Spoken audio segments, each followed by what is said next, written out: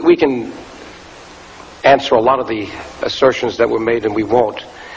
But I think there's one thing, getting back to State Department policy, that you should be aware of. Because I believe that the most important aspect of this meeting, Mr. Chairman, is that the State Department addressed the issue of its accountability to all the people in Yugoslavia. And obviously, we have concerns of a national security point of view. There's no question about that.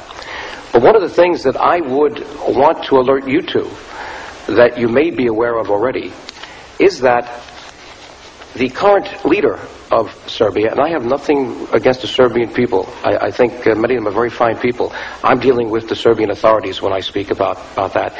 The current leader has expansionist goals. There's no question. Even in the press recently, he announced his designs on parts of Croatia. He literally wants to come back to the greater Serbian dream that was there years ago. He's used that in Kosovo to get elected, and he's not stopping. And this is the problem that we're now seeing with Croatia. He would love to see Slovenia leave. He'd love to see Croatia leave if he can keep part of that Dalmatian coast, which would be very dangerous, and I'll tell you why in a minute.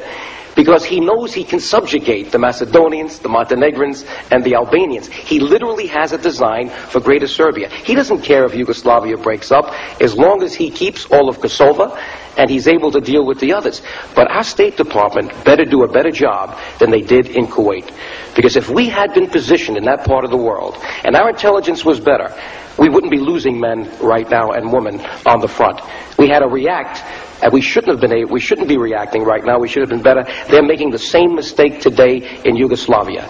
Because we know that if Serbia gets its designs and they then get a warm water port, we are now playing into the hands of the Soviet Union. They've been looking for that warm water port for years. And let me tell you, Mr. Milosevic and Mr. Gorbachev have a very comfortable relationship. They've met many times for hours in private rooms, and I don't know what they're talking about, but our State Department better be put on notice that if Slobodan Milosevic gets his way, and somehow Serbia extends to the warm waters, we will undermine another State Department policy, and that's keeping the Soviet Union away from a warm water port in that area.